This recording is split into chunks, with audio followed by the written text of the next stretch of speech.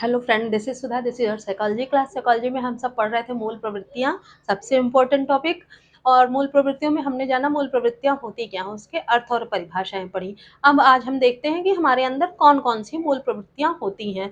मूल प्रवृत्तियों का विभाजन बहुत सारे मनोवैज्ञानिकों ने किया था, लेकिन उनमें भी मैकडूगल का विभाजन सर्वश्रेष्ठ माना जाता है। उन्होंने मूल प्रवृत्तियों के 14 प्रकार बताए थे। ठीक है, तो आज हम उन मूल प्रवृत्तियों के 14 प्रकारों के बारे में डिस्कस करेंगे। अलग अलग बुक में आप अलग अलग मनोवैज्ञानिकों के मूल प्रवृत्तियों के बारे में पढ़ेंगे। उन्हें किसी ने 12 मूल प्रवृत्तियों का जिक्र किया था, किसी ने 10 मूल प्रवृत्तियों का जिक्र किया था। लेकिन अगर सर्वश्रेष्ठ विभाजन हमने देखें या सर्वश्रेष्ठ देखें कि मूल प्रवृत्तियां कितने प्रकार की हैं, तो सब मैकडूगल का विभाजन सर्वश्रेष्ठ माना जाता है।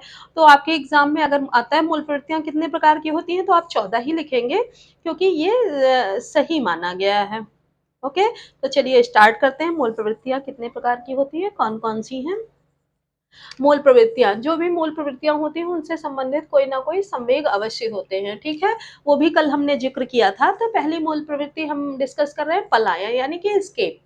जब उसके बाद पलायन आने के बाद हमारे मन में कौन सा संवेग उत्पन्न होता है, भय का। जैसे जब हमको कोई चीज, डरावनी चीज देखते हैं तो हमारे अंदर भय का संवेग उत्पन्न हो जाता है। तो उसी से हम पार्टिकुलर जगह से भागने की कोशिश करते हैं। जैसे भूत कहीं हमको महसूस हुआ तो हम वहां से भागना कब शुरू करते हैं, जब हमारे अंदर भय का संवेग आ जाता है कि हाँ, यहाँ कुछ है, हमको भागना है। हमने सांप देखा और हमारी उस जगह से पलायन करना यानी उस जगह से भाग जाने का मन करता है। कब करता है, जब हमारे मन में संबंधित संवेग कौन सा उत्पन्न होता है, भय का। ठीक है, तो भय हमारी मूल, पलायन हमारी मूल प्रवृत्ति है, उससे संबंध जो संवेग है भय यानी कि फियर। ठीक है, दूसरा हमारा आता है मूल प्रवृत्ति कमबैक, यानी कि युत्सा या युद्ध। हमारी युद्ध करने की प्रवृत्ति होती है। हम युद्ध करना कब चाहते हैं, कब युद्ध शुरू करना चाहते हैं, जब किसी चीज को देखकर हमारे मन में जब क्रोध जागृत होता है। कौन सा संवेग जागृत होता है, क्रोध यानी कि एंगर। तो कमबैक की स्थिति आ जाती है, यानी युद्ध की स्थिति उस समय हमारे मन में आ जाती है। किसी चीज को लेकर हमारे मन में असंतोष होता है, हमें लगता है कि हमारे साथ कुछ अन्याय हो रहा है। हमारे अंदर जब क्रोध का संवेग आता है तो हम कौन सी मूल प्रवृत्तियां कार्य करती हैं, युद्ध की। ठीक, तीसरा हमारा अप्रियता यानी रिपल्सन।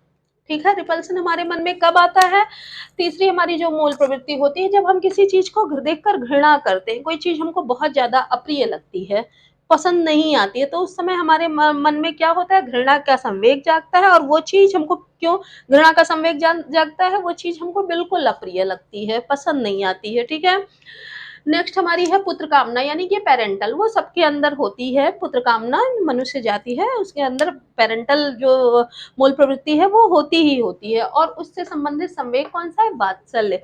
वात्सल्य, जब हम किसी बच्चे को देखते हैं तो हमें उसके प्रति प्रेम जागता है।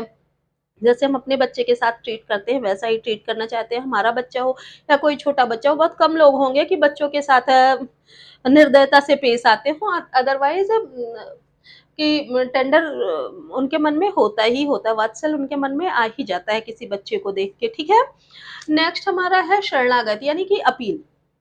हमारे मन में हमारा जो मूल प्रवृत्ति है वो सबके अंदर होती है, शरणागत, कि किसी में कम होती है, किसी में ज्यादा। अपीलिंग पावर कब बढ़ती है, जब हमारे मन में कौन सा संवेग आता है, कष्ट। किसी तरह का डिस्ट्रेस जब हमारे मन में यानी कष्ट हमको होता है, तो उस समय हमारे मन में शरणागत यानी अपीलिंग सिचुएशन हमारी हो जाती है। नेक्स्ट हमारा है जिज्ञासा, क्यूरियोसिटी। हर मनुष्य के अंदर होती है, किसी ना किसी क्षेत्र में क्यूरियोसिटी उनके अंदर जिज्ञासा होती ही होती है, किसी चीज को जाने को, चीज को उसी समय समझ लेने की। वो जिज्ञासा कब होती है, जब किसी चीज को देखने के बाद हमारे मन में कौन सा संवेग उत्पन्न होता है, आश्चर्य का, कि ये कैसे हुआ, ये कैसे बना, ये कैसे हो सकता है। ठीक है, तो हमारे मन में तरह तरह की क्यूरियोसिटी जगती है, हम उसके अकॉर्डिंग उस चीज के बारे में खोजबीन करने लगते हैं। नेक्स्ट हमारा आता है काम, यानी कि सेक्स। सेक्स, हर प्राणी के अंदर इस सेक्स की भावना पाई जाती है। जब हमारे उसके अंदर उसके संबंधित संवेग क्या है, कामुकता यानी लस्टिंग जब हमारे अंदर आती है, तो सेक्स की मनोवृत्ति हमारे अंदर आ जाती है। देन आत्मस्थापन यानी कि सेल्फ असर्शन। आत्मस्थापन की मूल प्रवृत्ति हर प्राणी के अंदर होती है, अपने आप को वो स्थापित करना चाहता है, लेकिन कब करना चाहता है उसके अंदर, जब आत्माभिमान, आत्म स्वाभिमान जागता है कि वो उसको अपने समाज में कुछ कर दिखाना है, अपने आप को स्थापित करना है। जब ये आत्म अभिमान का संवेग उसके अंदर जागता है तो आत्मस्थापन की, अपने आप की स्टैंडिंग देने की उसके अंदर प्रवृत्ति आ ही जाती है। ठीक? आप समझ रहे हैं ना कि किस तरह की मूल प्रवृत्ति आती है। मूल प्रवृत्ति यानी जब हम कोई कार्य बिना सीखे करते हैं, ये हमको सिखाना नहीं पड़ता। इसमें से चाहे पलायन की भावना हो, आपको भागना किसी ने नहीं सिखाया, आपको ये चीज भय आपको लगता है तो आप भागते ही भागते हैं। जब संबंधित संवेग किसी चीज के प्रत्यक्षीकरण के बाद आपके मन में जागता है तो आप जो क्रिया करते हैं वही मूल प्रवृत्ति है। यही इतना कल समझाया गया था।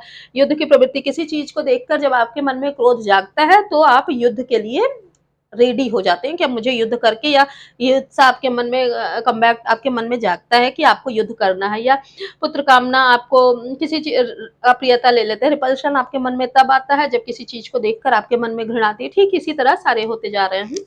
नेक्स्ट हमारा आ रहा है दयनीय विनीत भाव। ठीक है। दयनीय विनम्रता का भाव हमारे अंदर कब आता है, जब हम किसी की अधीनता स्वीकार कर लेते हैं या फिर हमारे अंदर सब्जेक्शन का भाव जगता है। ठीक है। जब सब्जेक्शन हमारे अंदर आता है तो उस समय हमारे अंदर सबमिशन के की मूल प्रवृत्ति प्रबल हो जाती है, हम उसी तरह कार्य करने लगते हैं। देन सामूहिकता। सामूहिकता के कब हम सामूहिक होना चाहते हैं, जब हमारे अंदर लॉनलीनेस की भावना का संवेग जागता है। जब कहीं हम अपने आप को अकेला महसूस करते हैं, बहुत सन्नाटे में हो जाते हैं, तो उस समय हमारे अंदर सामूहिकता का भाव आ जाता है कि हमें समूह में जाना चाहिए, लोगों से मिलना जुलना चाहिए। ठीक है। फिर आता है भोजनो अन्वेषण, भोजन की खोज, यानी फूड सीकिंग। फूड सीकिंग, हम भोजन की खोज में कब निकलते हैं, जब हमारे अंदर कौन सा संवेग उत्पन्न होता है, भूख का। जब हमको भूख लगती है, एपेटाइट होते हैं हम, तभी भोजन की खोज में निकलते हैं। ये हमको कोई सिखाता नहीं कि अब आपको भोजन खोजना है, अब टाइम हो गया, अब इस टाइम नहीं, हमको जब भूख लगती है तो उस समय हम भोजन की खोज करते हैं कि हम क्या खाएं, ये खाएं, वो खाएं, किससे हमारा पेट भर जाएगा। ठीक है। नेक्स्ट आता है संग्रह या संचय, एक्विजिशन की भावना। संग्रह या संचय हमारे मन में कब आता है, जब हमारे अंदर किसी चीज की अधिकार भावना आती है, किसी चीज को हम लेना चाहते हैं। ठीक है। सपोज दैट हमको अपना छोटा सा घर बनाना है, छोटा सा घर बनाना है तो घर पे अधिकार करना है, अधिकार भावना हमारे अंदर आए तो उस समय हम धन का संचय करना शुरू करते हैं कि अब हमको ये चीज लेना। कोई ड्रेस हमको पसंद आई, उस ड्रेस पे हमको अपना अधिकार जताना है, तो कोई बताता नहीं कि आप जाके वो ड्रेस खरीद ही लीजिए। आप उस ड्रेस को देखते हैं, उस पर अपना अधिकार पाना चाहते हैं कि पर्टिकुलर ड्रेस मुझे लेनी है।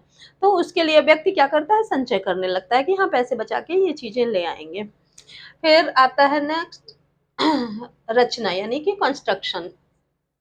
कंस्ट्रक्शन हम किसी चीज का कब करना चाहते हैं, जब हमारे अंदर रचना की अनुभूति होती है, यानी फीलिंग ऑफ क्रिएटिवनेस हमारे अंदर, जब किसी चीज के कोई संवेग उत्पन्न होता है किसी चीज को देखकर कि यह हमें बनाना है, यह हम बना सकते हैं, ये चीज हमसे बन सकती है। तो इस तरह की जब हमारे अंदर अनुभूति आती है तो हम कंस्ट्रक्शन का संवेग, हमारे अंदर रचना का संवेग कार्य करता है, उस समय हम किसी चीज की रचना करने लग जाते हैं। ठीक है। हास्य, जैसे कहा जाता है आवश्यकता ही आविष्कार की जननी होती है। जब किसी चीज की आवश्यकता को हम महसूस करते हैं उसी समय हम उस चीज की रचना करने लग जाते हैं। देन आता है हास्य या लाफ्टर। हास्य, हम हंसते कब है, कोई सिखाता है अब ये तुम्हें चीज दिख गई तो तुम हंस दो, नहीं सिखाता है। ये मूल प्रवृत्ति होती है, हमारे अंदर जन्म से होती है। जब हम किसी चीज को, हमारे अंदर आमोद जागता, अम्यूजमेंट हमारे अंदर होता है किसी चीज को देखकर, तो हम हमारे अंदर अपने आप ही हंसी आ जाती है। ठीक है। तो इस तरह से हम ये देखते हैं कि ये जो संवेग होते हैं, ये संवेग कहीं ना कहीं आधारित होते हैं मूल प्रवृत्तियों पर। जब हम किसी चीज का प्रत्यक्षीकरण करते हैं तो उस हमारे उससे संबंधित कोई ना कोई संवेग जागता है। जब हमारे अंदर वो पर्टिकुलर संवेग जागता है तो उससे संबंधित जो हम क्रिया अपने आप करने लग जाते हैं, जिसको कोई सिखाता नहीं है, वही मूल प्रवृत्तियां हैं। होपफुली आपको समझ में आ गया होगा कि मूल प्रवृत्तियां क्या, कौन कौन सी हैं, उनसे संबंधित संवेग हैं और किस तरह से मूल प्रवृत्तियों के तहत हम कार्य करने लग जाते हैं। ठीक है। तो आप इसको नोट डाउन कर लीजिए, स्क्रीनशॉट जरूर लीजिए, थोड़ा सा समझिए, फिर मैं आगे की चीज बताती हूँ।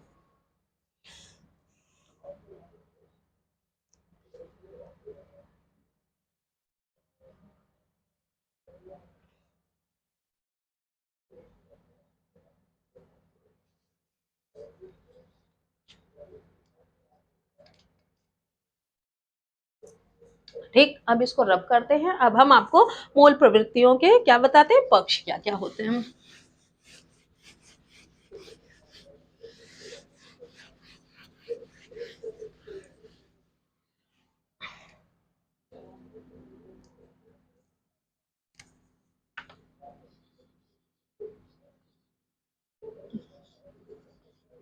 मूल प्रवृत्तियों के पक्ष और इंस्टिंक्ट्स। ठीक है, मूल प्रवृत्तियों के पक्ष, जैसा अभी तक आपको बताया कि मूल प्रवृत्तियां पक्ष यानी कि उसके कंपोनेंट कौन कौन से होते हैं, किनसे मूल प्रवृत्तियां बनती हैं। तो इससे हम ये स्पष्ट हो जाता है जितनी चीजें अभी तक हमने पढ़ी कि मूल प्रवृत्तियां हमारे अंदर कब आती हैं, जब हम किसी चीज का प्रत्यक्षीकरण करते हैं। कुछ अगर नहीं देखेंगे तो मूल प्रवृत्तियां हमारे अंदर नहीं आएंगी। कुछ ही चीजें ऐसी होती हैं कि जिसकी मूल प्रवृत्तियां बिना देखे या जिनको हम फीलिंग के तहत महसूस करते हैं, पर मोस्टली ऐसी मूल प्रवृत्तियां हैं जिनको हम देखने या जिसका प्रत्यक्षीकरण करने के बाद ही मूल प्रवृत्तियां हमारे अंदर आती हैं। ठीक है, तो हम उनके बारे में जिक्र करेंगे कि मूल प्रवृत्तियां कैसे आती हैं। क्या होता है मूल प्रवृत्तियों, तो इसके बारे में हम कह सकते हैं कि मूल प्रवृत्तियों का विकास किसी चीज का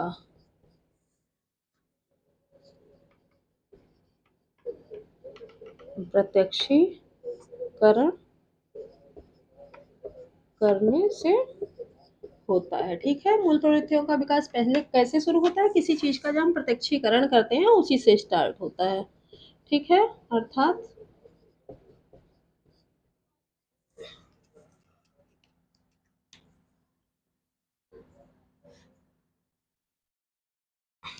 अर्थात यानी कि किसी परिस्थिति को देखने पर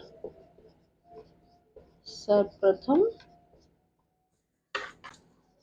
हमें इसका ज्ञान होता है। ठीक है, जब हम किसी चीज को देखते हैं, ठीक है, तो सबसे पहले हमें उस चीज के बारे में ज्ञान होता है। हमने जैसे कहीं सांप देखा, बिच्छू देखा, तो हमें सबसे पहले क्या हुआ, उसका ज्ञान हुआ, उसका प्रत्यक्षीकरण किया, तो सबसे पहले उसको देखा, तो हमें उसके बारे में ज्ञान हुआ कि ये क्या है, सांप है, बिच्छू है। ठीक है, फिर उसके बाद ज्ञान होने के बाद फिर फिर हमें संवेगात्मक उत्तेजना का अनुभव होता है। जैसे आपको बताया था, उसके बाद संवेद, उससे संबंधित जो संवेग होते हैं वो हमारे अंदर आते हैं,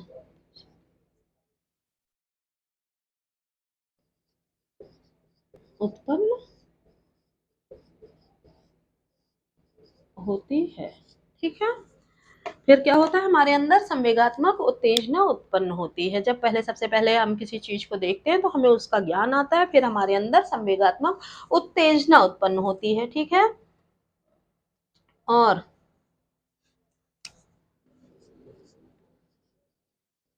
संवेग उत्पन्न होते ही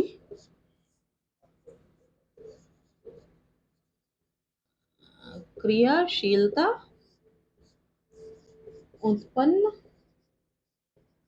हो जाती है। ठीक है, तो इस तरह से हम देखते हैं कि इसके पक्ष कौन-कौन से हैं। सबसे पहले किसी चीज़ का प्रत्यक्षीकरण करते हैं, फिर हमको प्रत्यक्षीकरण करने के बाद हमें उस परिस्थिति का ज्ञान होता है। परिस्थिति का ज्ञान होने पर हमारे अंदर संवेगात्मक उत्तेजना उत्पन्न होती है। तो संवेगात्मक उत्तेजना जब हमारे अंदर होती है, तो मूल प्रवृत्तियाँ हमारी क्या करती हैं, क्रियाशीलता हमारे शरीर में उत्पन्न हो जाती है और मूल प्रवृत्तियाँ कार्य करने लग जाती हैं। ठीक है? इतना नोट डाउन करिए, फिर हम आपके इसके कौन-कौन से पक्ष हैं, उसका डिस्कशन करते हैं। स्क्रीनशॉट ज़रूर लीजिएगा। ठीक है, वीडियो रिप्ले कर लीजिएगा या स्क्रीनशॉट ले लीजिएगा। इस प्रकार क्या होता है, इस प्रकार मूल प्रवृत्तियों के प्रकाशन में 3 क्रियाएं होती हैं। क्रियाएं होती हैं या 3 पक्ष होते हैं? तो पहला कौन सा होता है? ज्ञानात्मक। ठीक है, ज्ञानात्मक पक्ष। ज्ञानात्मक पक्ष में क्या होता है, इसको हम कॉग्निशन कह सकते हैं। ठीक है, यानी किसी वस्तु का प्रत्यक्षीकरण या ज्ञान होना। ठीक है, जब हमें किसी वस्तु का प्रत्यक्षीकरण या ज्ञान होता है तो उसको ज्ञानात्मक पक्ष कहते हैं। ठीक है, इसके बाद दूसरा पक्ष आता है हमारा संवेगात्मक या भावात्मक पक्ष।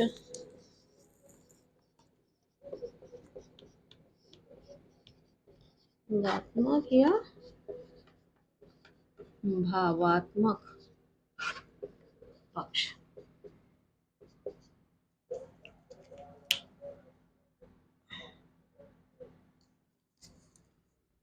तो जब हमें किसी चीज का ज्ञान उत्पन्न होता है तो ज्ञान उत्पन्न होने पर संवेग की उत्पत्ति या भाव उत्पन्न होना। दूसरा पक्ष क्या है, जब हमें किसी चीज का ज्ञान हो जाता है तो उससे संबंधित जो संवेग है हमारे मन में जाग जाते हैं, या उससे संबंधित भाव हमारे अंदर किसी कोई ना कोई भाव हमारे अंदर जगता है। जैसे किसी बच्चे को देखकर हमने कहा ना, वात्सल्य का भाव जगता है, तो किसी तरह का भाव संवेग उत्पन्न होता है वात्सल्य का, यानी ये भाव हमारे अंदर उत्पन्न हुए। तीसरा क्या है, क्रियात्मक। तीसरा आता है क्रियात्मक पक्ष।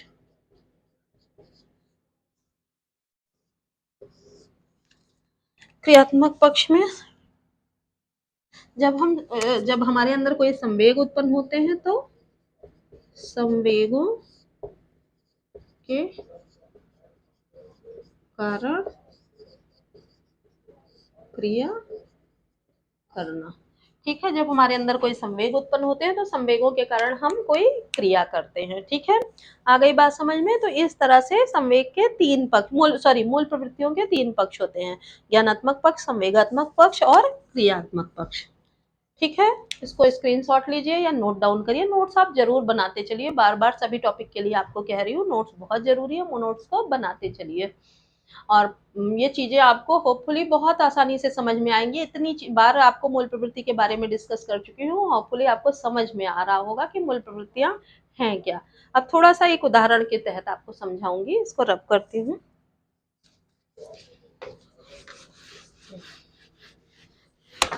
ये तीनों पक्ष किस तरह से कार्य करते हैं, देखिए। जैसे सबसे पहले क्या हुआ, व्यक्ति ने क्या देखा, सांप। सांप देखा, क्या किया, सांप का प्रत्यक्षीकरण किया। ठीक, सांप का प्रत्यक्षीकरण व्यक्ति ने किया, तो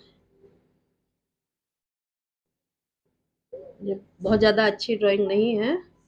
सबसे पहले जा रहा है, उसने क्या किया, सांप का प्रत्यक्षीकरण किया। ये क्या हो गया, ज्ञानात्मक पक्ष हो गया।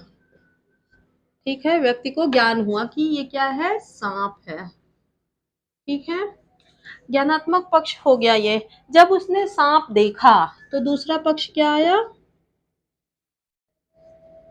ड्राइंग बहुत अच्छी नहीं है, पर चीजों को आप समझ लीजिएगा कि मैं कहना क्या चाहती हूँ। सांप देखा, तो सांप को देखने के बाद उसके अंदर कौन सा भय उत्पन्न हुआ?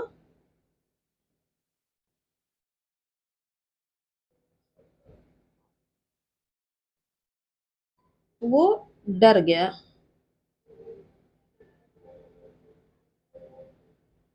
व्यक्ति क्या हो गया? व्यक्ति के अंदर भय आ गया। मुस्कुराएगा नहीं, रोएगा।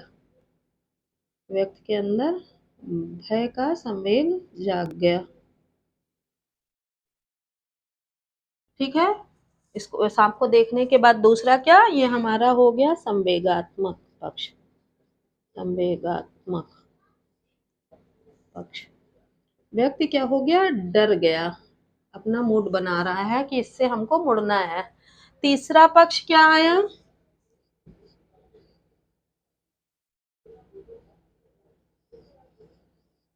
सांप को देखने के बाद उसके अंदर डर का भाव आया। डर का भाव आने के बाद क्या हुआ? उसकी क्रियात्मक पक्ष उसका काम करने लगा।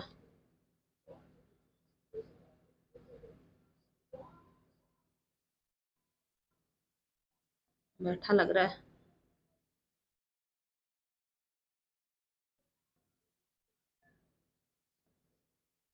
क्या? व्यक्ति को भागने का मन किया, वो भागने लग गया। ठीक है। तीसरा पक्ष ये कौन सा हो गया? क्रियात्मक पक्ष हो गया।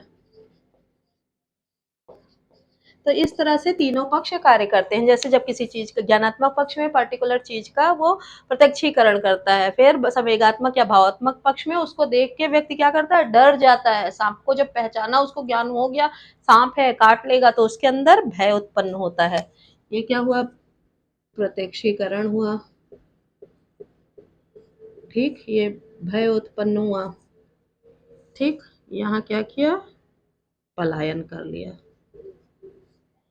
तो इस तरह से तीनों पक्ष या तीनों एस्पेक्ट्स कार्य करते हैं। उसकी मूल प्रवृत्ति क्या हो गई? पलायन की। तो क्रियात्मक पक्ष उसको कहते हैं। तो वो क्या किया? डर लगने पर भागा। तो इस तरह से हम तीनों पक्ष को समझ लेते हैं। तो आज हमने मूल प्रवृत्तियां, उससे संबंधित संवेग और मूल प्रवृत्तियों के जो तीनों एस्पेक्ट्स हैं वो पढ़े कि मूल प्रवृत्तियों में कौन कौन से कंपोनेंट कार्य करते हैं। ठीक है। होपफुली आपको ये वीडियो समझ में आया होगा, पसंद भी आया होगा। पसंद आया तो लाइक सब्सक्राइब शेयर जरूर करें। मिलते हैं नए वीडियो में मूल प्रवृत्तियों की विशेषताओं के साथ। तब तक के लिए धन्यवाद।